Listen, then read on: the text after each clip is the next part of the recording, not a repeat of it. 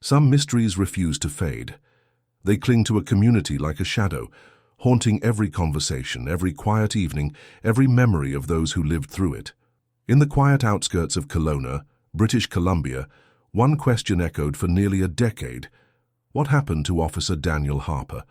On September 9, 1989, this respected patrol officer radioed in for the last time.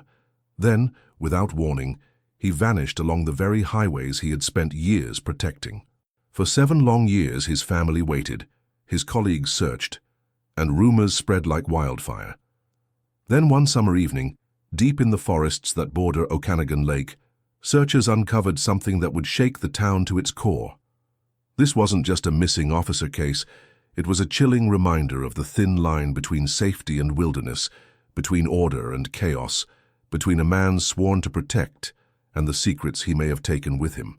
Before we dive into this haunting mystery, let me know in the comments where you're watching from, and don't forget to subscribe for more vanished stories.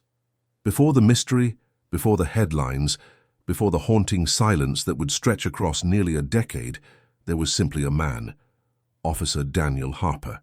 To understand the weight of his disappearance, one must first understand the life he lived, the community he served, and the kind of person who seemed the least likely to vanish without a trace. Born in 1957, Daniel grew up in Kelowna, British Columbia, when it was still a modest-sized town on the shores of Okanagan Lake. His father worked as a mechanic, his mother as a schoolteacher, and together they raised 3 children in a home where discipline was balanced by warmth. Neighbors would later recall Daniel as the type of boy who carried groceries for the elderly and fixed bicycles for other kids, always smiling, always dependable. By his late teens, Daniel had already shown an interest in law enforcement. He enrolled in criminology courses after high school and later trained at the Justice Institute of British Columbia. Colleagues remembered him as calm under pressure, a natural mediator who could diffuse heated arguments before they became dangerous. When he officially joined the Royal Canadian Mounted Police in 1981, no one doubted he was meant for the job. Over the next 8 years, Daniel became a familiar figure in Kelowna. At 6 feet tall, with short blonde hair and a square jaw softened by a kind smile, he cut a striking figure in uniform. Residents often joked that you could hear his cruiser before you saw it, the sound of his engine becoming a reassurance on lonely stretches of highway. He had a reputation for going above and beyond, stopping to help stranded motorists, checking in on elderly farmers who lived alone, even buying meals for travelers short on money. Friends described him as someone who never spoke loudly, but always carried authority in his tone. His closest companion was his German shepherd, Rex, who often rode along on patrols when regulations allowed. For Daniel, policing wasn't about power, it was about service. His performance evaluations over the years were glowing, calling him a model officer with exceptional community rapport. But Daniel wasn't only a patrol officer. Outside of work, he was a devoted son and brother. Every Sunday he joined his parents for dinner, often bringing along stories from his week on the job. He had a small circle of friends, preferring quiet nights by the lake to crowded bars. He loved fishing, wood carving and reading crime novels, hobbies that painted a picture of a man both grounded and introspective. Though single at 32, he was in a steady relationship with a local nurse, and those close to him said marriage seemed inevitable. To the people of Kelowna, Daniel was not just another officer in uniform. He was the embodiment of reliability, the kind of person everyone trusted to show up when needed. And that's what made his disappearance in September 1989 so unthinkable. On the morning of his final shift, nothing about Daniel suggested trouble. He had breakfast with his parents, called his sister to check in about her new job, and reported to the station 15 minutes early as he always did.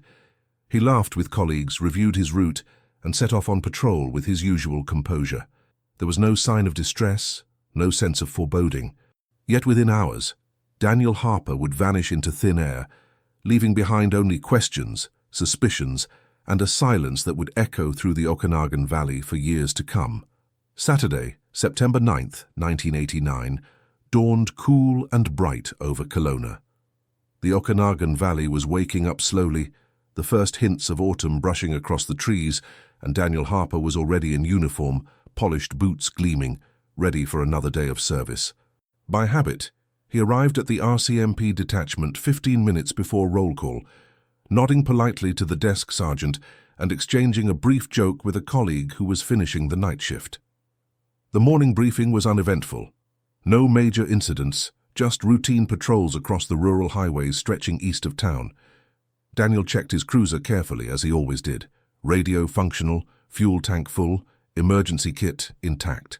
He even stopped to test the siren, drawing a playful groan from a mechanic nearby. At 7:05 a.m., his cruiser rolled out of the lot, tires crunching on gravel, his shift officially underway. The first hours of his patrol were ordinary. At 8:20 a.m., he pulled over to assist a farmer hauling hay whose truck had stalled at the side of the road. Daniel lent him his jumper cables, offered a few words of encouragement, and even gave the man's son a sticker badge, a small gesture that would later become one of the last cheerful memories townsfolk had of him. At 10:30 a.m., he radioed dispatch. Highway 97 clear, light traffic, no incidents to report. His voice sounded steady, relaxed, exactly what everyone expected from him. Around noon, he stopped briefly at Miller's gas station, his usual haunt, grabbing coffee and chatting with the clerk. Several witnesses later recalled seeing him smile, remarking on the cool weather compared to the hot summer just past. But after lunch, subtle shifts began to creep into the timeline. At 1:42 p.m., Daniel reported a vehicle check at mile marker 212, near a stretch of highway flanked by dense pine forest. Dispatch acknowledged, but no plate number or description of the vehicle was ever recorded. This gap would haunt investigators later. Why didn't he report the make and model as protocol demanded? At 2:30 p.m., Daniel's cruiser was spotted by two hikers near the Riverside Bridge, parked at a turnout facing the lake. They noticed the officer standing by the guardrail, speaking into his radio, though they were too far to hear the words. To them, nothing appeared wrong. Yet when they looked back minutes later, the cruiser was still there, but Daniel was gone. His final radio call came at 3:47 p.m. He reported taking Code 7 meal break near the same Riverside Bridge. His tone was calm, routine, though one dispatcher later claimed there was a faint hesitation in his voice. After that, silence. Daniel was expected to resume patrol by 4:30. The call never came. At 5:10 p.m., the desk sergeant attempted to reach him. No response. By 5:45, fellow officers were dispatched along his route, expecting perhaps a dead radio or a mechanical failure. Instead, they found his cruiser still parked near the Riverside Bridge, driver's door locked, engine cold. His patrol log, half filled, lay on the passenger seat. His jacket remained neatly folded in the back, his coffee cup still in the holder. But there was no sign of Daniel Harper. No footprints in the dirt. No signs of struggle. No explanation for why the most reliable officer in Kelowna had simply walked away from his life. By nightfall, the Okanagan Valley buzzed with unease. Searchlights swept over the dark water of the lake. Officers combed the roadside brush with flashlights, and helicopters scanned from above. Yet every lead dissolved into nothing. September 9th, 1989, would become a date seared into the town's memory, the day their most dependable protector vanished into thin air. When the cruiser was discovered abandoned near the Riverside Bridge, panic spread quickly through the detachment. Officers were dispatched across Daniel Harper's entire patrol route, their headlights cutting through the fading evening light, their radios buzzing with clipped, urgent voices. For a man so punctual, so reliable, this silence was not just unusual, it was terrifying. By 7 p.m., a search perimeter was established. Patrol units swept both directions of Highway 97, while a helicopter from Kamloops scanned the tree line with infrared cameras. Volunteers gathered at the detachment offering to help, some carrying flashlights, others with dogs. Farmers from nearby properties joined in, spreading into the fields with lanterns. It was as if the whole community had suddenly woken into a nightmare, determined to push it back with sheer willpower. Inside the cruiser, investigators found nothing out of place. His patrol notebook ended with a simple notation: routine traffic, no issues, before breaking off mid-line. His service weapon remained in its holster, untouched. The keys were still in the ignition, though the car battery was dead, likely from the hazard lights left blinking. A thermos of coffee sat half full. Everything screamed routine, except for the glaring absence of Daniel himself. At 9:15 p.m., the first K9 units were brought in. The dogs picked up a faint trail from the side of the cruiser and led handlers down a slope toward the thick undergrowth along the riverbank.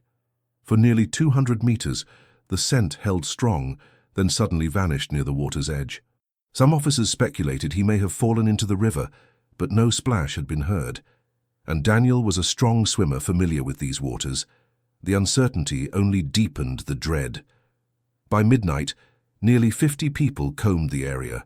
Flashlights flickered like fireflies through the trees, voices called his name into the night, and the steady thrum of the helicopter echoed overhead.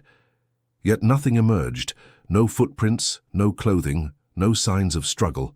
It was as if the forest had simply swallowed him whole. The following morning, the search expanded. Boats from the RCMP Marine Unit dragged the river, divers plunged into the cold depths, and mounted units explored the more inaccessible trails. Over 3 days, more than 200 officers and volunteers scoured a 20-kilometer radius. They found broken branches, cigarette butts, tire marks, but none could be definitively tied to Daniel. Meanwhile, the media descended on Kelowna. By September 11th, headlines across British Columbia blared, "Patrol officer missing in Okanagan." TV crews camped outside the detachment, pressing for answers the RCMP didn't have. Interviews with locals painted a picture of a man beloved by his community, heightening the sense of tragedy. For Daniel's family, those days were agony.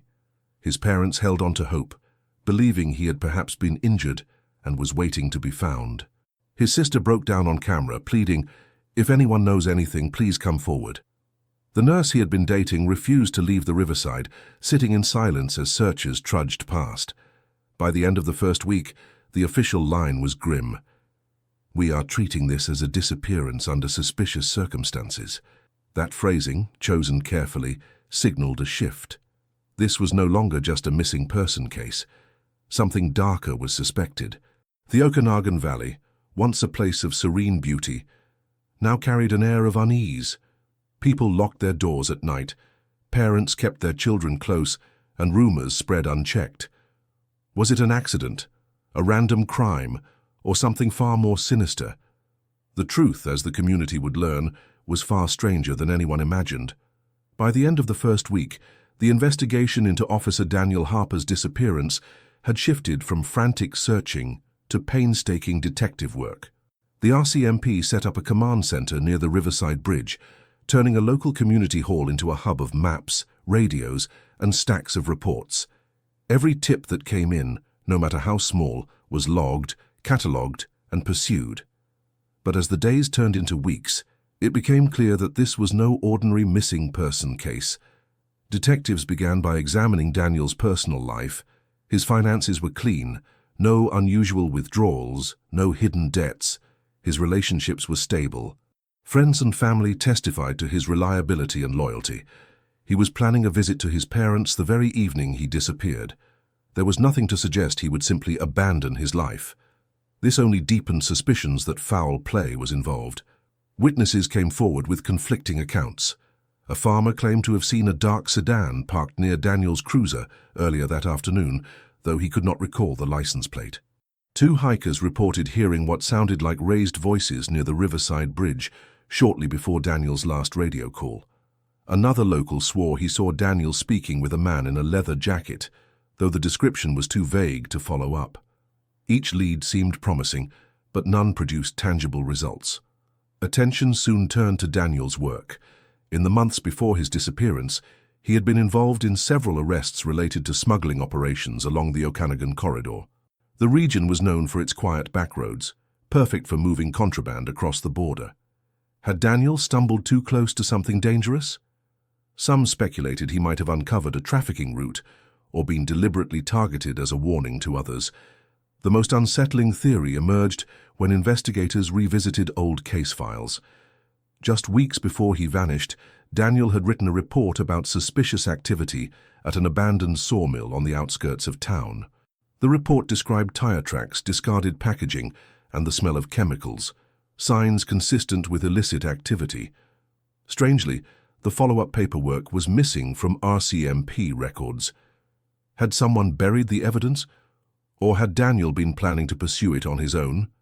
As rumors swirled, the community grew restless. Some whispered that Daniel had run away voluntarily, unable to cope with the pressures of the job. Others insisted he had been taken by someone he trusted, lured into a trap.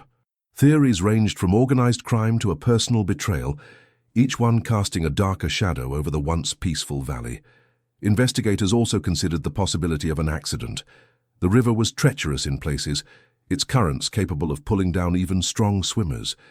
But if Daniel had fallen, why had his body never surfaced? Why had no sign of his struggle been found? The absence of evidence seemed almost deliberate, as if someone had worked hard to erase every trace. Weeks turned into months. The search area widened, then contracted. Tips dried up. Families in Kelowna held vigils, placing candles along the bridge where his cruiser had been found. His parents attended every service, clinging to hope, while his colleagues wore black bands across their uniforms. "We don't just lose officers like this," one sergeant told reporters. "Something happened out there. Something planned." Behind closed doors, the RCMP admitted what the public already feared. The case had no clear direction. With no body, no crime scene, and no suspects, they were chasing shadows. Yet the mystery refused to fade. Every anniversary brought new headlines, new questions, and renewed grief. And then, nearly 7 years later, the silence would finally break, when a discovery in the forest changed everything.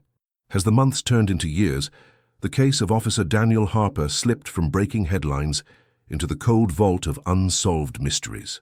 For his family, however, the silence was unbearable. Every day without answers felt like a wound reopening, and the lack of closure gnawed at them relentlessly. His parents clung to routine as a form of survival. His mother left the porch light on each night, convinced her son might still return, even after the official search had been suspended.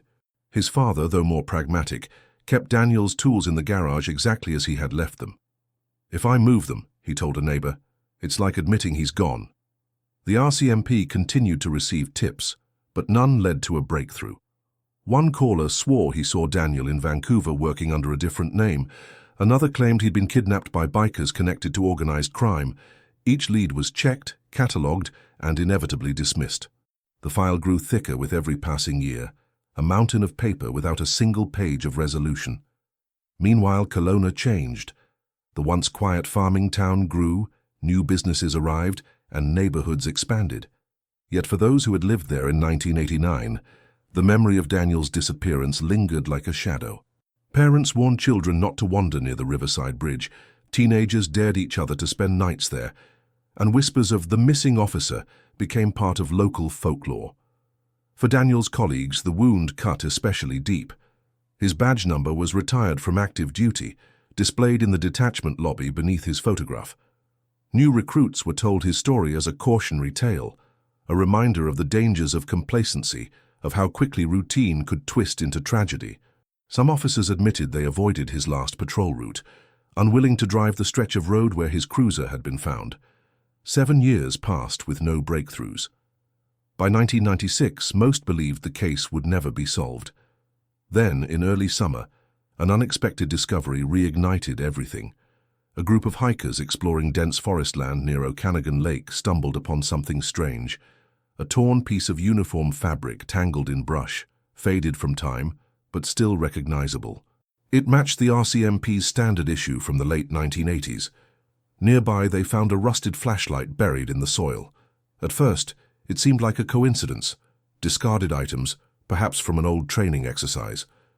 But when investigators examined the fabric, they confirmed it bore Daniel Harper's initials, stitched into the inside seam by his mother years earlier. The evidence was undeniable. Daniel had been there. The site was immediately cordoned off, and a full search was launched. Forensic teams combed the area, documenting every fragment, every disturbed root, every trace of human activity. The discovery raised new, chilling questions. Why had these items surfaced only now? Had they been there all along, hidden under years of leaves and soil? Or had someone planted them, waiting for just the right time for them to be found.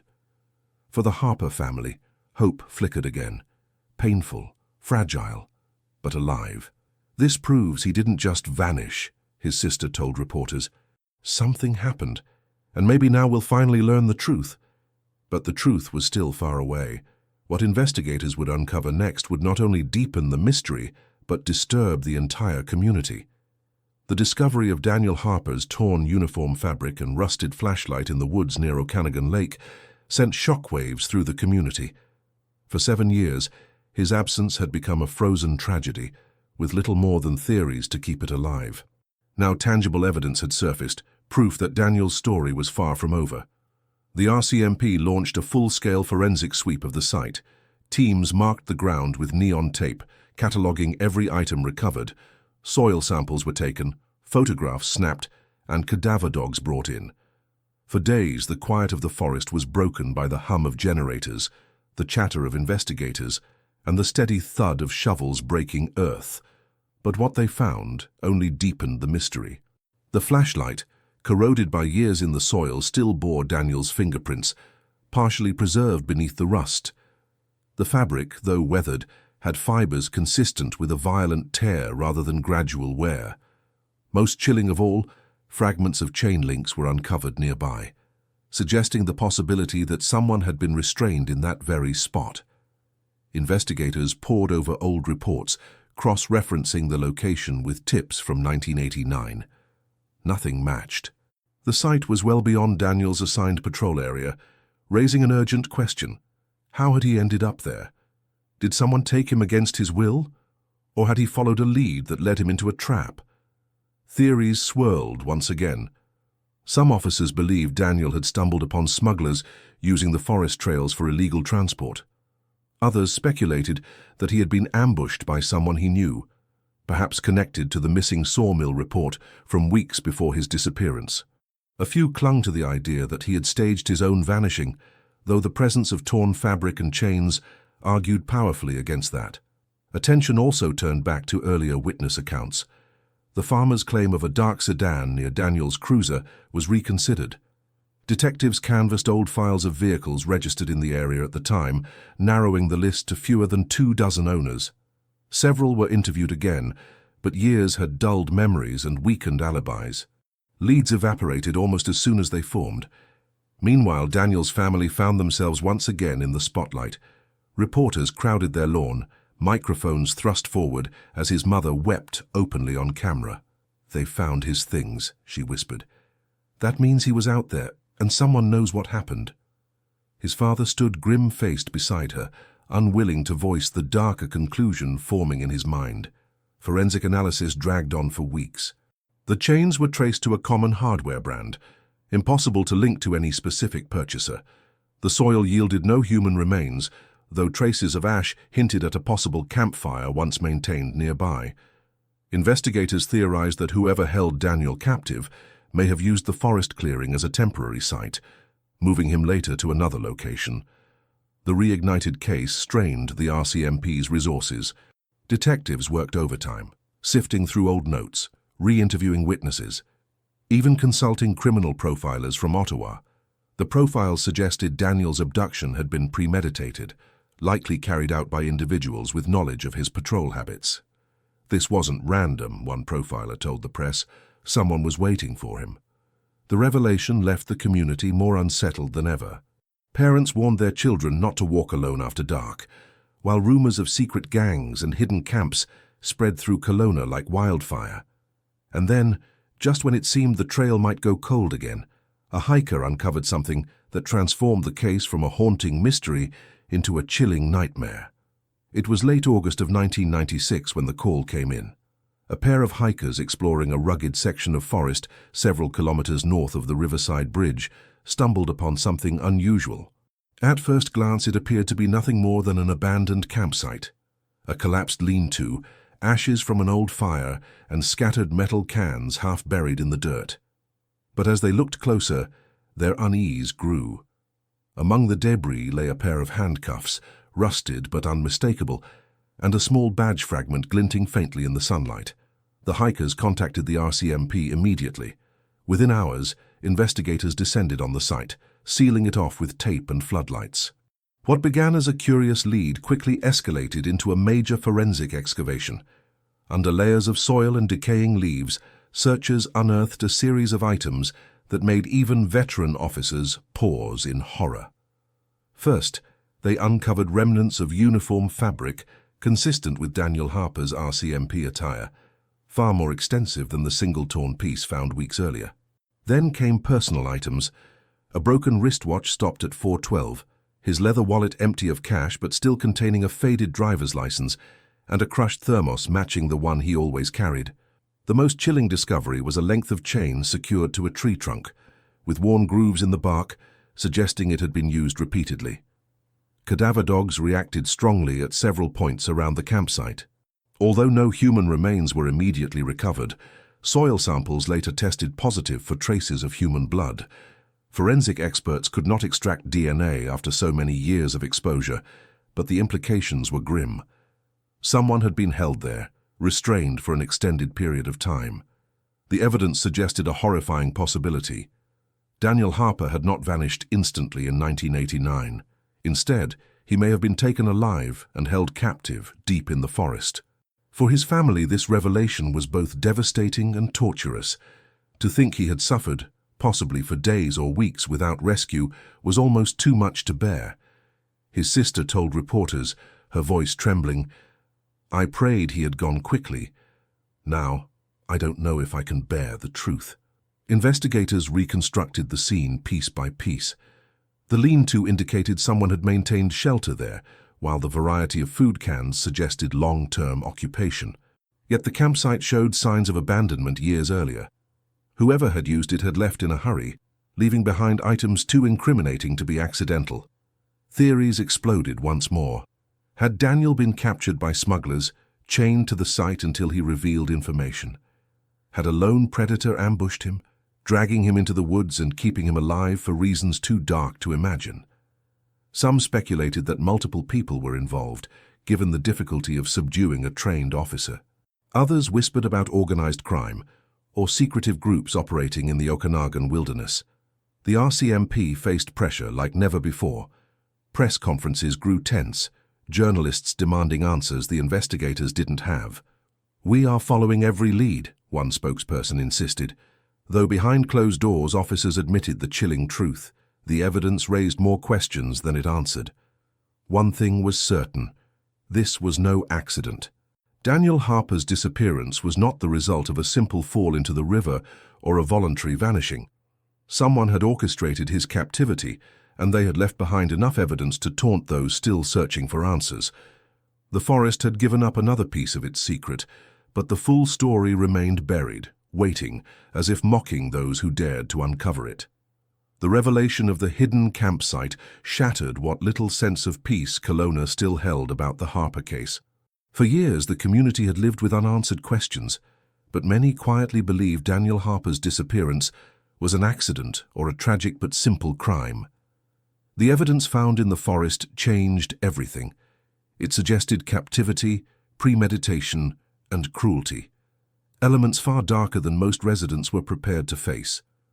Almost overnight, Kelowna transformed into a town on edge. Newspapers splashed headlines across front pages. "Officer held in forest. Evidence suggests captivity." Television anchors framed the story with ominous music, repeating the details in endless loops. Parents who once spoke of Daniel's kindness now whispered about what horrors he may have endured. The mystery had gone from tragic to nightmarish. Community meetings filled with tension. Neighbors debated whether a local could be responsible, or if outsiders had invaded their town to carry out the crime. Rumors spread about gangs, smugglers, and even reclusive figures living off the grid in the Okanagan wilderness. Every stranger on the street became a potential suspect in the minds of anxious residents.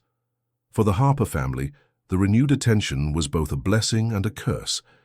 The discovery proved Daniel had not simply vanished into thin air, but it also forced them to confront the brutal possibility that he had been tortured and held against his will. His mother, once hopeful, now grew gaunt under the weight of speculation. His father, stoic as ever, told a local reporter, "We want the truth no matter how painful. We cannot live in shadows forever. The RCMP redirected significant resources back into the investigation. Detectives re-interviewed witnesses from 1989, asking questions with fresh urgency.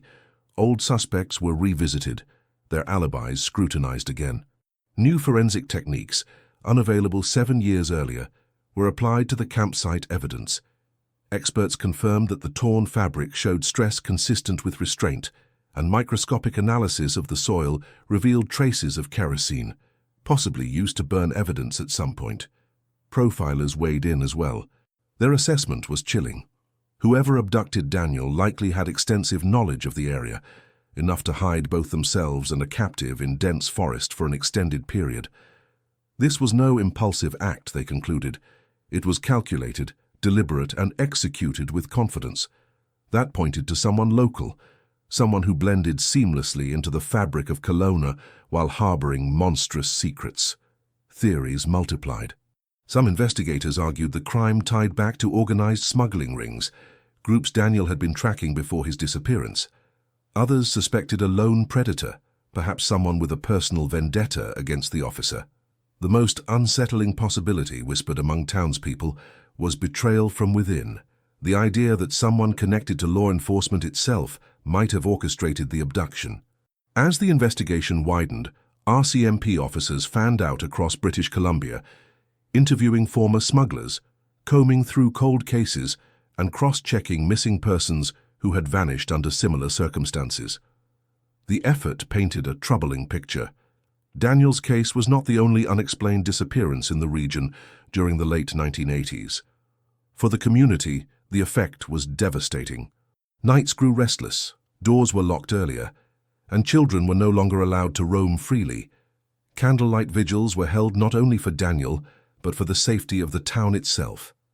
The once peaceful Okanagan Valley now felt haunted, its beauty shadowed by the possibility of evil lurking just beyond the tree line. And then came the whisper of something new, an anonymous tip that pointed investigators toward an abandoned cabin deeper in the forest. Whether it was a hoax or the break they had been waiting for, no one yet knew. But the Harper case, long dormant, was once again burning hot. The anonymous tip arrived on a damp October morning in 1996. A man called the RCMP detachment, his voice low and hurried, refusing to give his name. "If you want answers about Harper," he muttered, "check the cabin off Ridgeway Trail near the northern forest line." Before officers could press him for more details, the line went dead. At first, investigators were skeptical. The Harper case had generated dozens of false leads over the years, prank calls, fabricated sightings, cruel hoaxes that wasted time and broke spirits. But something about this one felt different. The caller knew a precise location, and Ridgeway Trail was an isolated logging road few outsiders would even know existed. Within hours, a convoy of RCMP vehicles made its way deep into the woods, guided by maps and the fading tracks of logging trucks. What they found chilled them to the bone. Hidden beneath a canopy of evergreens, the cabin sat half-collapsed, its roof caving inward, its windows shattered. Moss clung to the walls, and the air smelled of damp wood and decay. At first glance, it looked like nothing more than a forgotten relic of the logging industry. But inside, investigators uncovered evidence that tied it unmistakably to Daniel Harper. On the floor, beneath layers of dust and leaves, lay a single RCMP shoulder patch torn from a uniform. Nearby, a length of rope lay coiled, stiff with age, alongside an overturned chair with deep scratches gouged into the wood, as if someone had struggled against it. In the corner, partially buried under debris, officers found a tin box. Inside were scraps of paper, most water-damaged and illegible, but one still bore faint writing. September 12th. Hold on.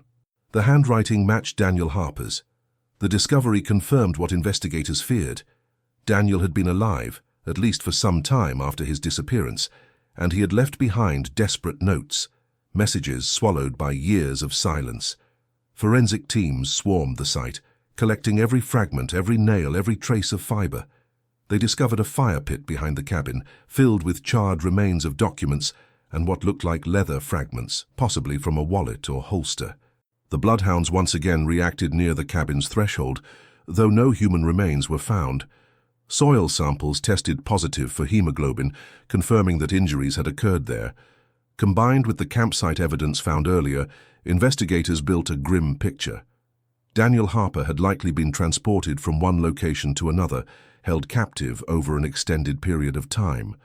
For the people of Kelowna, the revelations were devastating.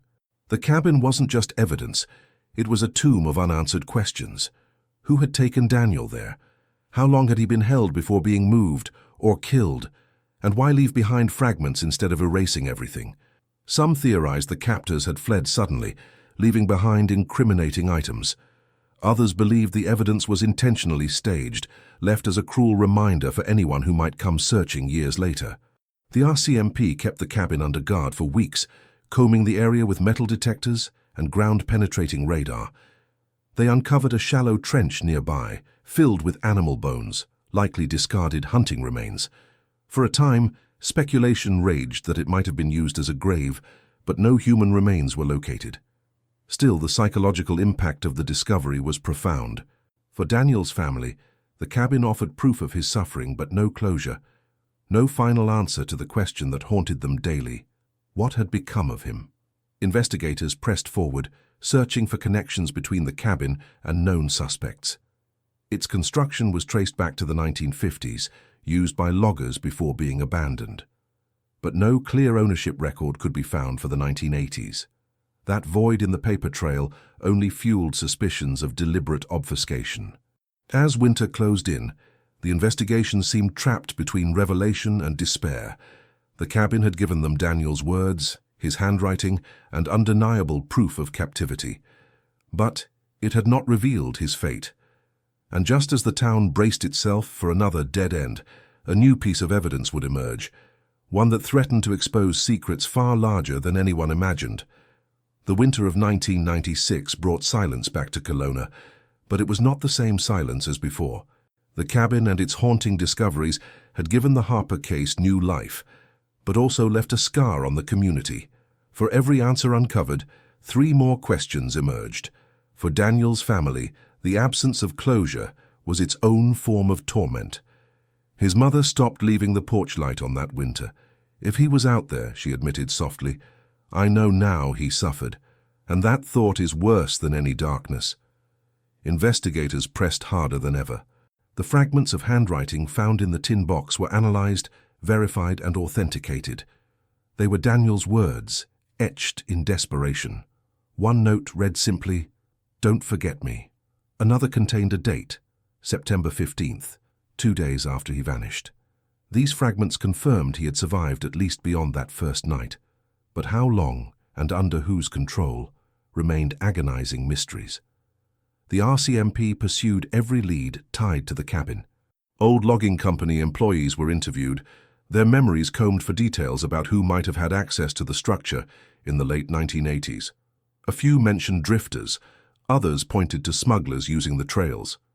But no single name emerged, no smoking gun to tie the crime to a face.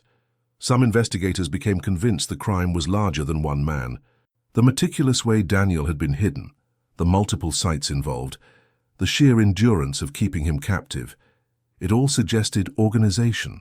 One chilling theory suggested he had uncovered a trafficking network operating in the Okanagan Valley, and his disappearance was part of a calculated effort to silence him. If true, then his captors had connections powerful enough to erase evidence and deflect suspicion for years. But in the end, the truth never came in the form of a neat confession or a final piece of undeniable proof. The Harper case grew into a cautionary tale, a wound carved deep into the heart of British Columbia. The RCMP eventually classified it as an unsolved homicide, though no remains were ever recovered. Daniel Harper became a ghost of the community, a name spoken in schools, a badge number retired in the detachment, a shadow on the riverside bridge where flowers still appear every September. For the people of Kelowna, the case remained more than a mystery. It was a mirror of their fears. It reminded them of the thin veil between safety and danger, between the familiar and the unknown. Each anniversary brought candlelight vigils, prayers for justice, and whispers of what truly might have happened in those woods. In time, Daniel's story took on a life of its own. Some called it a tragedy, others a conspiracy, still others a haunting.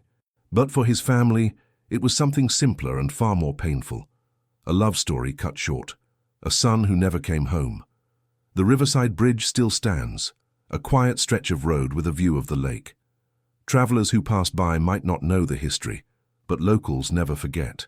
They speak of the officer who vanished one September afternoon, of the eerie discoveries that followed, and of the unanswered question that will forever echo in the valley. What really happened to Daniel Harper?